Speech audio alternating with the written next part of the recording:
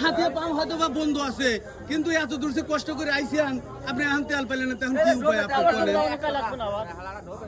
ডোপে তেল দেওয়া এবং হচ্ছে যার গাড়ির কাগজপাতি নাই, সরকারকে ভ্যাট দিচ্ছে না, আমার হিসেবে তাগারেও তেল দেওয়া উচিত নিয়া, বুঝছেন? ইউনো সব মানে কইতেছি বিষয়টা বলেন।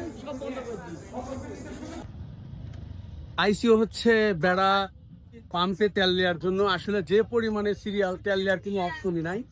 তো বিষয়টা হচ্ছে এখানে যে গ্যালদামটা লাগছে সেটা হচ্ছে ড্রপ নিয়ে, যারা ড্রপে তেল নিতে ড্রপে সিরিয়াল দিচ্ছে।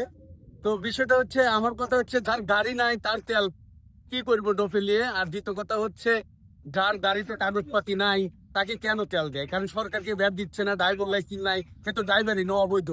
আমরা টাকা পয়সাতে সরকারকে ভ্যাট দিচ্ছি, এই যে ড্রাইভার লাইসেন্স আছে, মানে আমরা তেল পাওয়ার উপযোগী, কিন্তু এখানে তো কার কথা কে শোনে? প্লাস হচ্ছে যাদের ড্রাইভার কাগজপাতি আছে সরকারকে অবশ্যই ভ্যাট দিতেছে, তারা দেশের নাগরিক, অবশ্যই সচেতন ব্যক্তি। কিন্তু যারা কাগজ নাই, মানে গাড়ি কিনতে 3 লাখ টাকা দিয়ে 16,000 টাকা 12,000 টাকা খরচা করে ড্রাইভার লাইসেন্স করতে পারে না, কাগজ করতে পারে না, তাদের কেন হচ্ছে মানে তেল দিচ্ছে এই সরকার? এটা আমার প্রশ্ন থেকে যায়। এই ভিডিওটা প্রচুর পরিমাণে শেয়ার করে দিবেন, যাতে বাংলাদেশের যারা কাগজবিহীন গাড়ি চালায় তাদের জিনিস তেল দেন। এটা আমার অভিযোগ, আমি একটা বাইকার হয়ে। কারণ আমাদের কাগজপাতি আছে, আর 3 লাখ টাকা দামের গাড়ি কিনতে পারে, কাগজপাতি করতে পারে না, এটা খুবই দুঃখজনক। তো সবাই ভালো থাকবেন, খুদা হাফেজ।